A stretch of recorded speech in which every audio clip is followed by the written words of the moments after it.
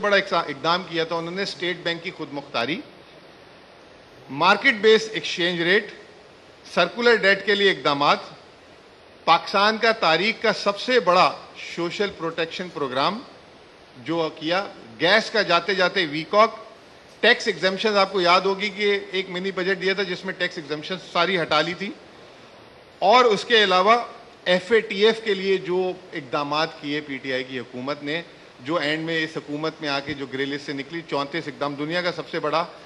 I am F نے اس report میں یہ ساری چیزوں کا کریڈٹ جو ہے سابقہ حکومت پی ٹی آئی کو دیا. اس کے بعد وہ یہ کہتے ہیں کہ پی ٹی آئی کی جو ڈیسائسو پالیسی میکنگ تھی اس سے جو ہے فائدہ کیا ہوا کہ ملک کے زر مبادلہ کے ذخائر بڑھے, ٹھیک ہے. پینڈیمک جب آیا تو اس کے جو سیویئر اکنامک شاکس تھے اس کو جو ہے انہوں نے جو ہے اس سے بچایا. دوسرے سے لے کے 5واں جائزہ جو ہے مکمل کیا. اس کے علاوہ انہوں نے کہا کہ فرسٹ ٹائم جب دوسرے سے لے کے 5واں جائزہ مکمل کیا تو عالمی بانڈ مارکیٹ میں 2017 کے بعد پاکستان کامیاب ہوا اور وہاں سے بھی پیسہ ریز کرنا شروع کر دیا. انہوں نے جو ہے یہ تمام باتیں کہیں. پھر انہوں نے کہا کہ جیسے ہی کرونا ختم ہوا, یہ پی ٹی آئی کی تعریف کا انہوں نے ایک بہت اچھا حصہ بتایا. دوسرے حصے میں انہوں نے پی ٹی آئی کی تعریف کم کی اور پی ٹی آئی کو کریٹیسائز کیا. میں آپ کے سامنے بیٹھ کے بول رہا ہوں کہ پی ٹی آئی کو کریٹیسائز کیا. پی ٹی آئی کو کریٹیسائز انہوں نے کیا کہ جیسے ہی کرونا ختم ہوا تو دنیا میں پرائس بوم آ گیا, انفلیشن 1970 کے بعد سب سے زیادہ انفلیشن آ گئی, اور ساتھ ہی یوکرین وار بھی آ گئی. اس میں جو ہے جو پروگرام سے پی ٹی آئی نے ڈیویٹ کیا, یعنی کہ کچھ باتوں میں, وہ کیا باتیں تھیں, ایک یہ کہ بجٹ ایکسپینشنری دے دیا, یعنی کہ بجٹ کھلے دل سے دے دیا, ٹھیک ہے جی. پھر اس کے بعد اسٹیٹ بینک, یہ اسٹیٹ بینک پہ بلیم کیا. اسٹیٹ بینک کو یاد رکھیے گا کہ پی ٹی آئی نے خود مختار کر دیا تھا. اسٹیٹ بینک نے ڈیلے کیا اپنی مانیٹری پالیسی اور جو اس کے ایکشن تھے ایکسچینج ریٹ کے اس کو, اور آئی ایم ایف نے ایڈوائز کی تھی اس وقت جب کرونا کے بعد کہ آپ کے ملک میں مہنگائی شروع ہو گئی ہے تو آپ فوریکس انٹرونشن نہ کریں. لیکن جو ہے یہ تین جہاں پہ اسٹیٹ بینک, حکومت پاکستان اور اسٹیٹ بینک کو پی ٹی آئی کی حکومت میں آئی ایم ایف نے اپنی رپورٹ میں کریٹیسائز کیا, لیکن وہ ساتھ ساتھ کہتے ہیں کہ فوراً ہی پی ٹی آئی نے اپنے آپ کو کریکٹ کیا اور اسمبلی سے ایک منی بجٹ پاس کرایا جس میں ٹیکس ایگزمپشنز کا وڈرال ہوا, سود کو بڑھوایا, اور جو ہے انہوں نے اسٹیٹ بینک کا ایکٹ جو 1996 سے ہر حکومت نے آئی ایم ایف کے ساتھ معاہدہ کیا ہوا تھا لیکن اس کو پاس کرایا. پھر وہ کہتے ہیں کہ جیسے ہی اس پہ چھٹا جائزہ جو ہے ہم نے ختم کر دیا, مکمل کر دیا آئی ایم ایف کا, جیسے ہی انہوں نے کہا چھٹا جائزہ مکمل ہوا, وہاں پہ یہاں پہ میں کہوں گا کہ انہوں نے پی ٹی آئی جو ہماری حکومت کے آخری 2 مہینے رہ گئے تھے اس پہ ان کو کریٹیسائز کیا کہ جیسے ہی وہ ہوا تو رشیا کی وار تھی اور دنیا میں کموڈٹی پرائس بڑھ گئی تھی تو حکومت نے انفنڈڈ سبسڈی دے دی پیٹرول کی, آپ کو یاد ہوگا تاریخی, صرف 10 روپے کی. وہ انہوں نے کہا کہ یہ ان کا ایک مس اسٹیپ تھا اور انہوں نے یہ غلطی کی, اور دوسرا روپے کو بھی اس طرح گرنے نہیں دیا جس طرح گرنا چاہیے تھا. یاد رکھیے گا کہ پی ٹی آئی کی حکومت کے آخری دن 182 روپے ڈالر کا ریٹ تھا. شاید وہ ہو سکتا ہے وہ کہہ رہے ہوں کہ وہ 200 روپے ہونا چاہیے تھا یا 190 ہونا چاہیے تھا. یہاں پہ انہوں نے وہ کیا. اس کے بعد انہوں نے کہا کہ پاکستان کے حالات, یہ بہت امپورٹنٹ پوائنٹ ہے, پاکستان کے حالات اس وقت خراب ہوئے جب ملک میں سیاسی رسا کشی شروع ہو گئی اور چینج ان گورنمنٹ ہو گئی. یعنی کہ ایک طرف عالمی حالات بہت برے تھے, دوسری طرف یہاں پہ جو ہے سیاست کر کے حکومت کو چینج کیا گیا. وہ کہہ رہے ہیں یہاں سے جو ہے حالات پاکستان کے بگڑنا شروع ہوئے, اور جیسے ہی نئی حکومت آئی, جو پی ٹی آئی نے پیٹرول کی سبسڈی دی تھی, اس حکومت نے اس کو مہینوں جاری رکھا, بجائے اس کو ختم کرنے کے انہوں نے اس کو مہینوں جاری رکھا, اور وہ جو ہے جون تک جو ہے وہ انہوں نے جاری رکھا. اس کے علاوہ انسرٹن پالیسی سٹیپس, ان کو سمجھ ہی نہیں آ رہی تھی کہ کیا پالیسی سٹیپس لینے ہیں, جس کی وجہ سے معیشت کا توازن بگڑنا شروع ہو گیا. یاد رکھیے گا اس وقت مفتاح اسماعیل وزیر خزانہ تھے پاکستان کے. پھر انہوں نے کہا کہ وہ جون میں آ کے بجٹ میں کچھ انہوں نے حکومت نے اقدامات کیے جس میں ہم نے 7واں اور 8واں یہ واحد جائزہ تھا جو پی ڈی ایم کی حکومت کو ملا. اب جی بات آ گئی یہاں پہ پی ڈی ایم کی حکومت کو یہ جائزہ ملتا ہے, یہاں سے کہانی شروع ہوتی ہے اگلی. جیسے ہی جائزہ ملتا ہے پاکستان میں سیلاب آ جاتے ہیں, سیلاب آ جاتے ہیں تو اس حکومت کی پالیسی ڈائریکشن پھر جو ہے بدک جاتی ہے. سب سے پہلے کام انہوں نے کیا کہ وزیر خزانہ چینج کیا, روپے کی قدر کے ساتھ انہوں نے کھیلنا شروع کیا. آئی ایم ایف کی رپورٹ میں لکھا ہوا ہے, یہ کسی کا میں آپ کو کہانی قصہ نہیں سنا رہا, یہ آئی ایم ایف نے جو رپورٹ دی ہے اس میں کہہ رہے روپے کے ساتھ انہوں نے جو ہے کھیلنا شروع کر دیا. انہوں نے ملک کی قرضوں کی ری شیڈیولنگ کی باتیں شروع کر دی جس سے عالمی ریٹنگ ایجنسیز نے ان کی ریٹنگ کرانا شروع کر دی. یہ ایک سب سے بڑا جیسے کہتے ہیں انہوں نے بلنڈر مارا, یہ آئی ایم ایف کہہ رہا ہے. پھر اس کے بعد یہ کہہ رہے ہیں کہ یہ وجہ کی وجہ سے دنیا سے ایکسٹرنل فائنینسنگ یہ نہیں لا سکے, باہر سے قرضہ جات نہیں لا سکے, جس کی وجہ سے پاکستان کے زر مبادلہ کے ذخائر انہوں نے کہا کہ بالکل نیچے چلے گئے.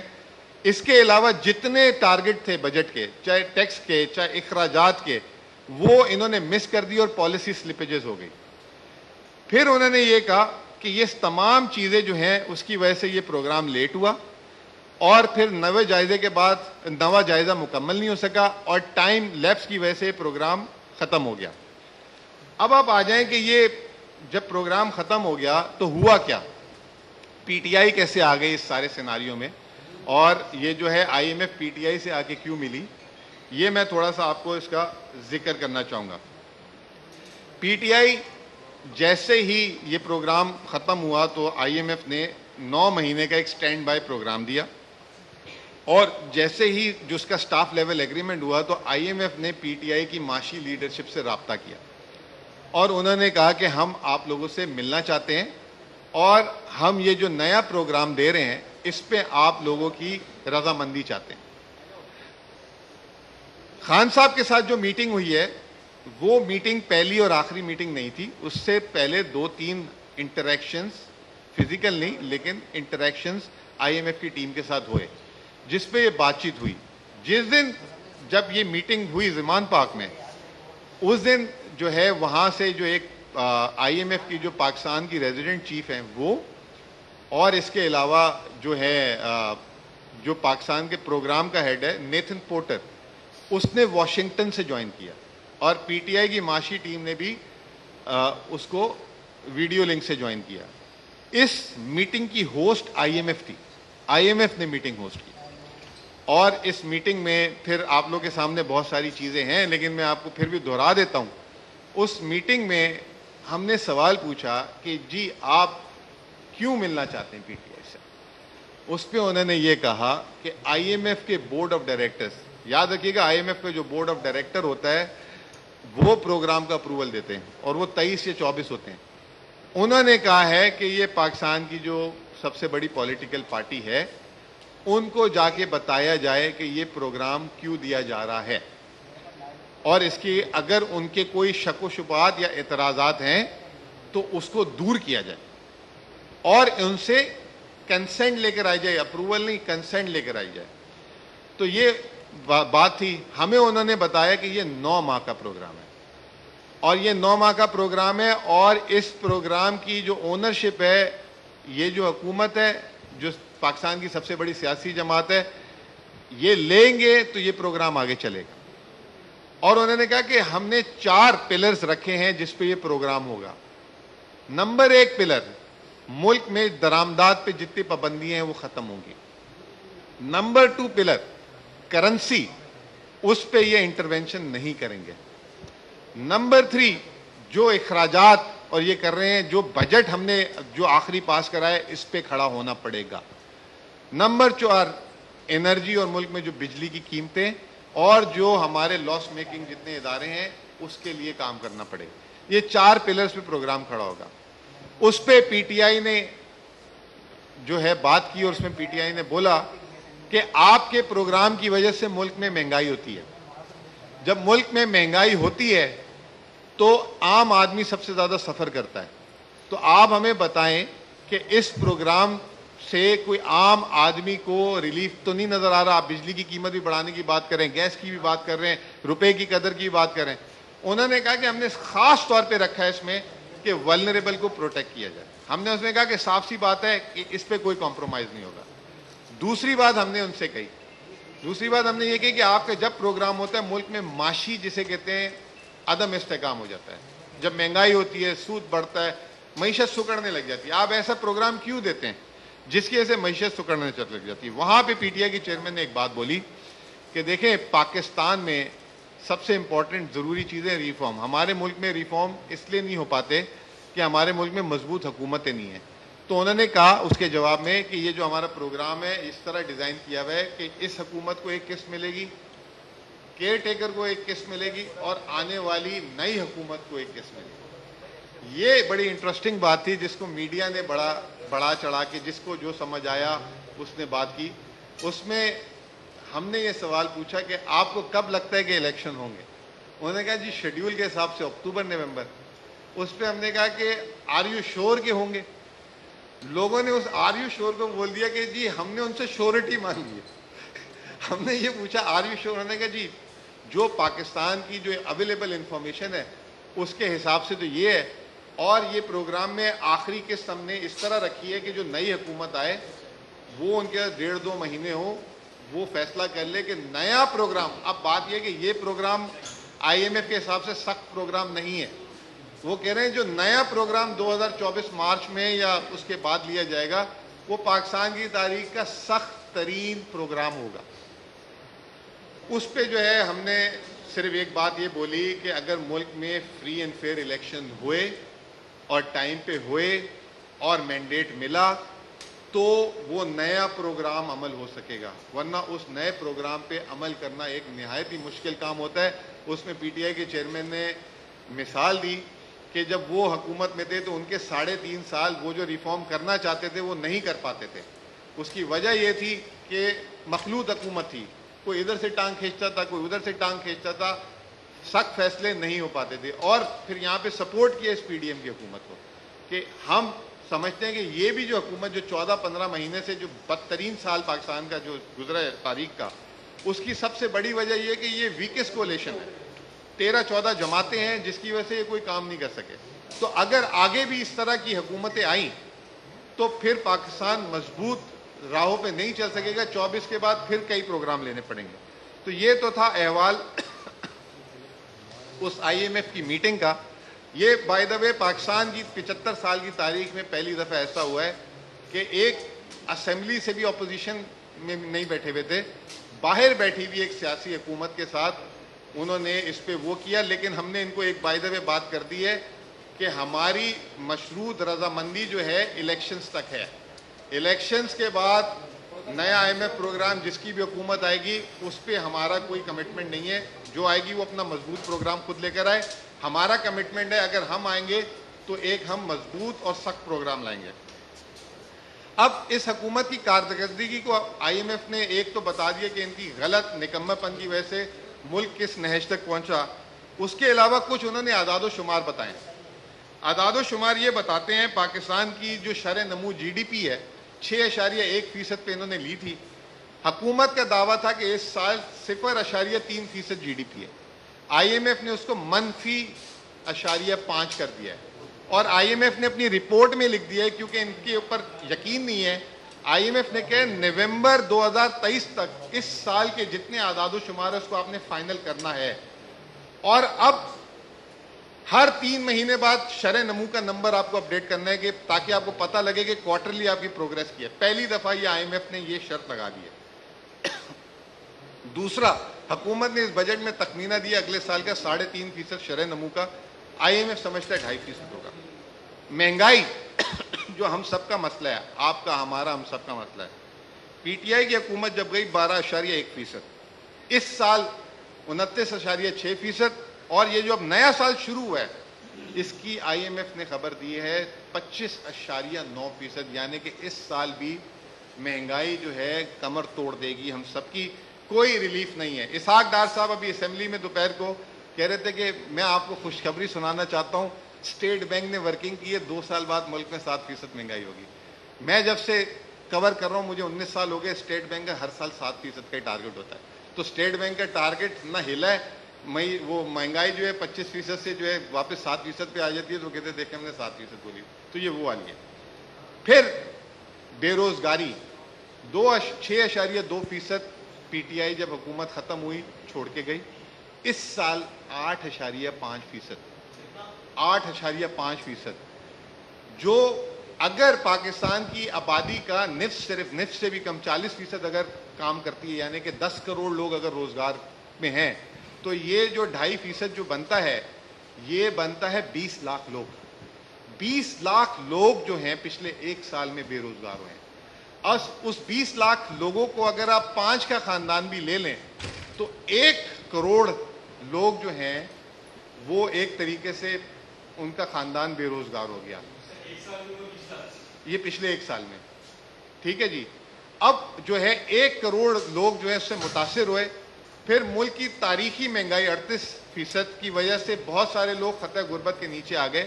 تو ایک آزاد ایسٹیمیٹ ہے پاکستان میں صرف اس سال 24 سے 25% آبادی غربت کی لکیر کے نیچے مزید آ گئی, یعنی 4 سے 5 کروڑ لوگ.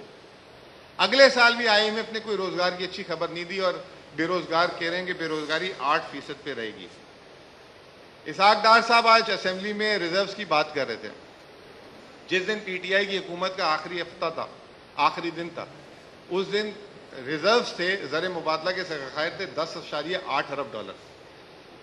اسحاق ڈار صاحب کہتے ہیں کہ جب ہم نے لیا تھا 9.4 ارب. آج انہوں نے اسمبلی میں بولا جس شخص کو یہی نہیں پتا کہ آپ نے کہاں پہ ریزرو لیا تھا, پھر وہ ٹویٹ کرتے ہیں الحمدللہ پاکستان میں 30% مہنگائی رہ گئی ہے. جو وزیر خزانہ 30% مہنگائی کو الحمدللہ کہہ رہے ہیں تو آپ ان سے کیا امید لگائیں گے؟ ڈالر جب 2 روپے نیچے جاتا ہے تو الحمدللہ ڈالر ڈاؤن. آج آپ کو پتہ ہے آئی ایم ایف کے پروگرام والے دن کے ڈالر کا ریٹ 287 روپے تقریباً آ گیا. آج انہوں نے کیا دیکھا, اسٹاک مارکیٹ 300-400 پوائنٹ بڑھ گیا, الحمدللہ 46,000 انڈیکس کراس. آپ ساروں کی کنزمپشن کے لیے بتا دوں کہ پوری پاکستان کی 25 کروڑ آبادی میں اسٹاک ایکسچینج میں 2 لاکھ سرمایہ کار ہیں, اور اس 2 لاکھ سرمایہ کار سے صرف ایکٹیو سرمایہ کار 20 سے 25 ہزار ہیں.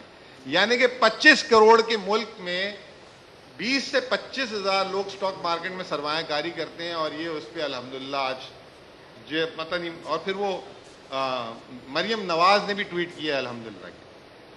تو اب جو ہے وہ جو ہے زر مبادلہ کے ذخائر پہ کہہ رہے ہیں کہ جی ایک ہفتے میں دیکھیں اتنے بڑھ گئے.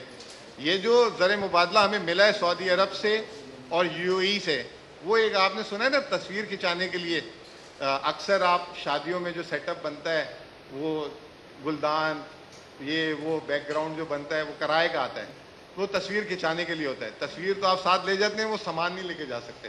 تو یہ جو ہے میری جہاں تک انڈرسٹینڈنگ ہے وہ خرچ کرنے کے لیے نہیں دیے گئے, یہ ریزروز کو صرف تصویر ریزروز کے اندر رکھنے کے لیے دیے گئے. پیسے تو وہ ہوتے ہیں جو آپ کو استعمال کرنے کے لیے دیے جائیں. بہرحال یہ جو ہے ڈپازٹ ہے نا. ابھی آپ اگر بینک میں جائیں گے 1 لاکھ جمع کرائیں گے تو آپ نے بینک کو مالک تو نہیں بنا دیا نا کہ آپ جو خرچ کر لیں, اگلے دن اگلے منٹ آپ نکال بھی سکتے ہیں نا کھڑے ہو کے. تو ڈپازٹ کی ڈیفینیشن تو یہی ہے.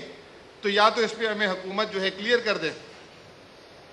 تو یہ جو ہے آپ کو یہ بتانا چاہتا تھا. پھر اسحاق ڈار صاحب جو آج کہہ رہے ہیں کہ میں نے پروگرام کو یوں کیا وہ کیا, وہ تو پروگرام جس دن ملا تھا اس سے 3 دن پہلے تک پلان بی کی باتیں کر رہے تھے کہ پلان بی تیار ہے, پلان بی تیار ہے. اب وہ پلان بی ختم ہو گیا, وہ کہہ رہے ہیں میں نے تو پروگرام لیا تھا.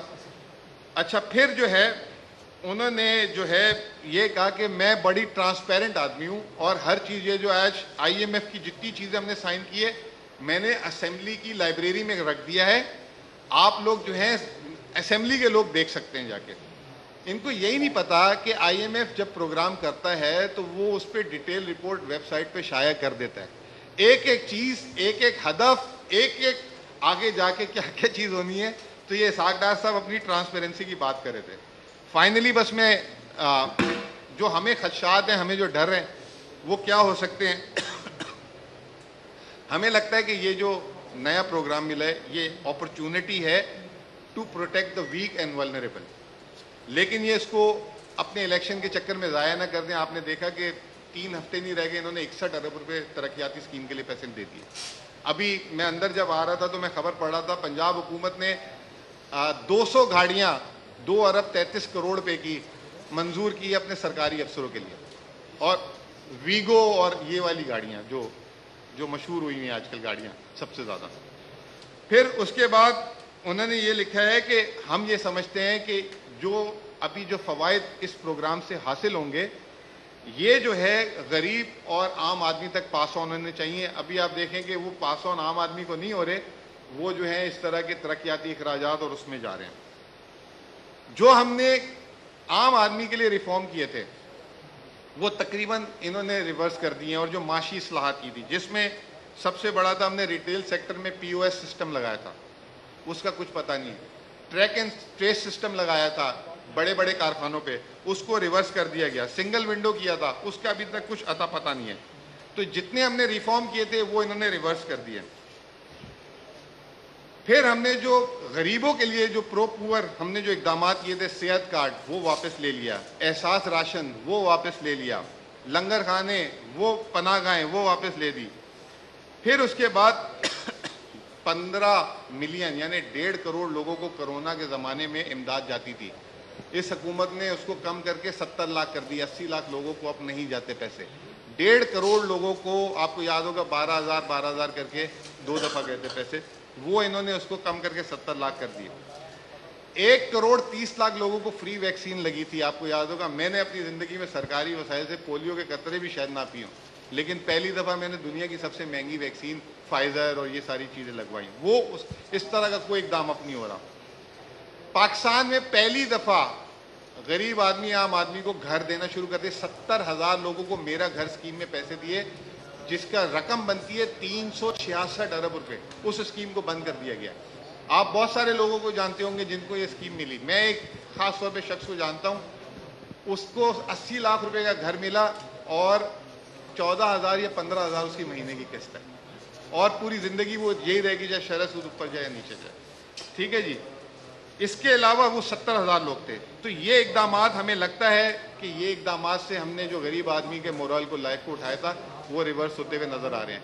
ओवरऑल IMF ने चार्जशीट दे दी है इस हुकूमत के खिलाफ, और मैं समझ रहा था कि जैसे वजीर खजाना और वजीर आजम बात बात पे प्रेस कॉन्फ्रेंस कर रहे थे, इस रिपोर्ट के बाद एक जामा प्रेस कॉन्फ्रेंस करेंगे, आप जैसे सहाफ़ी दोस्तों को सामने बिठाएंगे और जो है सवालात करने का भरपूर मौका देंगे।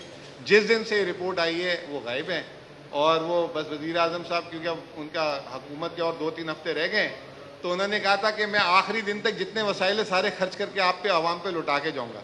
तो आजकल वो उस मुहिम में कभी वो सुबह लैपटॉप बांटने खड़े हो जाते हैं, कभी वो चेक बांट रहे हैं कहीं पे, तो आजकल वो इसमें, लेकिन इस पे बात नहीं कर रहे जो IMF कह रहा है। IMF ये कह रहा है कि ये 9 महीने पाकिस्तान की लाइफ लाइन के आखिरी 9 महीने, अगर ये इस 9 महीने में आप नहीं हुए तो आपको आपको अपना डेट रिस्ट्रक्चर करना पड़ जाएगा और आप शदीद तरीन मुश्किलात का शिकार हो जाएंगे। वो इस तरह की कोई बातें नहीं कर रहे। और ये जो बोलते थे बारूदी सुरंगें बिछा दी, IMF ने बता दिया कि असल बारूदी सुरंगें किसने बिछा दी, इनका प्रोपेगेंडा बस हुआ। बहुत बहुत शुक्रिया।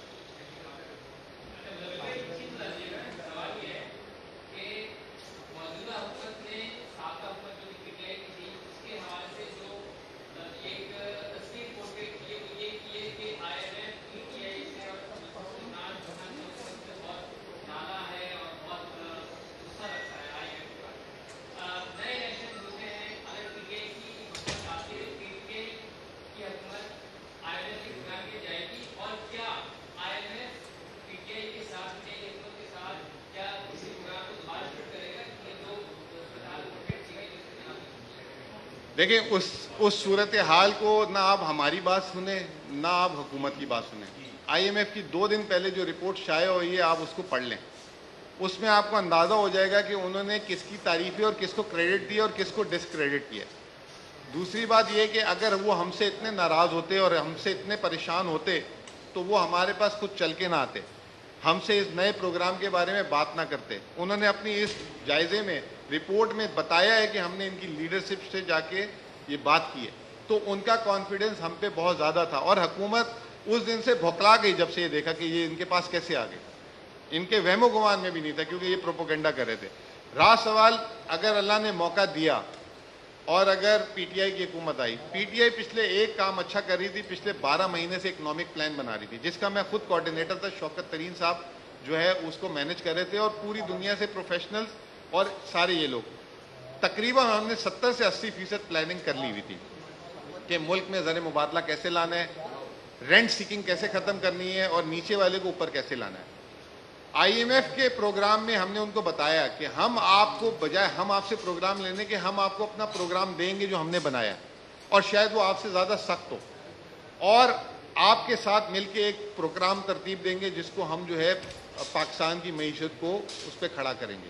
تو ہمارا پلان یہ ہے کہ جو ہمارا پلان ہے وہ ہم ان کو پریزنٹ کریں گے, اور اس پہ جو ہے اگر اس میں وہ کچھ کمی بیشی, اور ہمیں ایسا لگتا ہے کہ آئی ایم ایف سے زیادہ وہ سخت پروگرام ہو, اس میں ہم بہت سارے لوگوں کو شاید ناراض کریں گے. ملک میں جو مافیا کہلے جن کو کہتے ہیں, رینٹ سیکر, میں انگریزی میں ذرا سافٹ الفاظ یوز کر لیتا ہوں, بہت سارے لوگوں کو ہم ناراض کریں گے. اور ایک پالیسی کلیئر ہے, اوپر والے سے لیں گے, نیچے والے کو دیں گے. جو آپ کو میں نے بتایا بھی, جو ہو رہا تھا گھر کی اسکیم میں, صحت کارڈ میں, یہ تمام چیزوں میں کوئی نیا ٹیکس نہیں لگا رہے تھے, ٹھیک ہے, اور ریلیف دینے کی بھی کوشش کر رہے تھے, اور ریونیوز بھی بڑھا رہے تھے.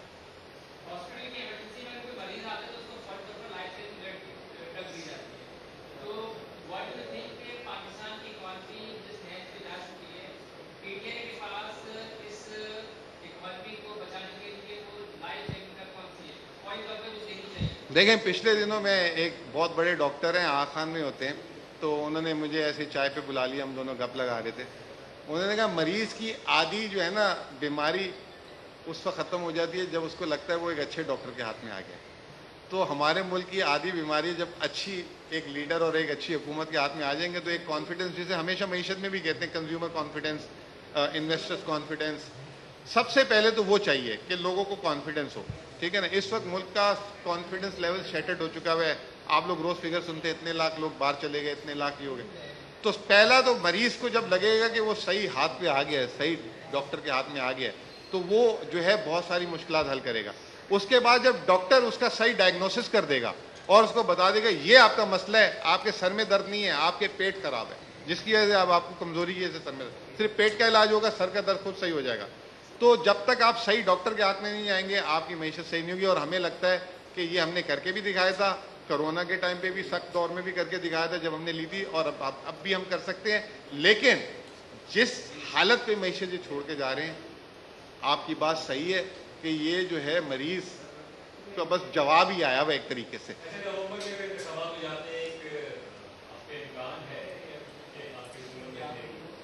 دیکھیں, وہ تو ہر آدمی کو امکان ہوتا ہے. جو چھوٹی جماعتیں ہوتی ہیں, جو صوبے کی جماعتیں ہوتی ہیں, وہ بھی کہتی ہیں اگلا وزیر اعظم ہمارا آئے گا.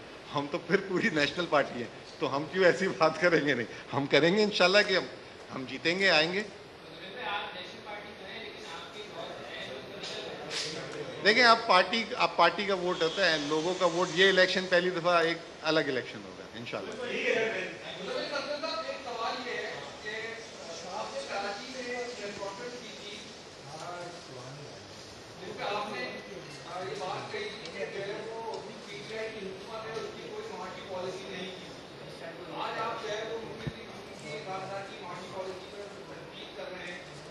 میں نے کہا تھا, یہ میں نے کہا تھا.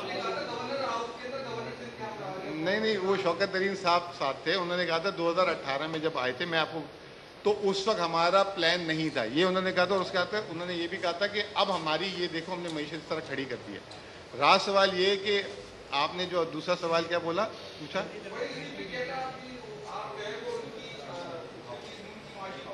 دیکھیں, میں تو آج کی پریس کانفرنس میں نے ابھی کیا کہا کہ نہ آپ ہماری سنیں نہ آپ ان کی سنیں. آئی ایم ایف کی ایک رپورٹ ایک مورخ کی طرح آئی ہے, اور مورخ نے کیا لکھا ہے وہ آپ پڑھ لیں. اس میں نے ابھی آپ کو خود اس پریس کانفرنس میں بولا کہ انہوں نے ہماری جو برائیاں کی, میں نے وہ بھی ایکسپلین کیا, اور جو کریڈٹ دیا وہ بھی ایکسپلین کیا, اور جو ان کے بارے میں. تو وہ ایک مورخ کے طور پہ اس نے 2018 سے لے کر ایک پورا الٹرا ساؤنڈ کر کے دے دیا پاکستان کی معیشت کا. وہ جو کہہ رہے ہیں اس میں کوئی دو بیانی, غلط بیانی نہیں ہے.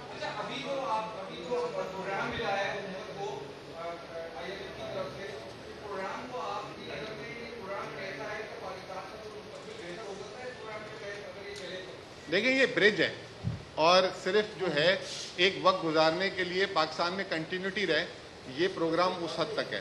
اس میں کوئی پاکستان کی معیشت کی بہتری کے سٹیپ نہیں ہے, صرف جو گراوٹ ہے اس کو روکنے تک اس پروگرام کے اندر چیزیں ہیں. تو ابھی فی الحال گراوٹ کو روکنے کے لیے اس میں جو نسخہ ہے, معیشت کی بہتری کا نسخہ اس پروگرام میں نہیں.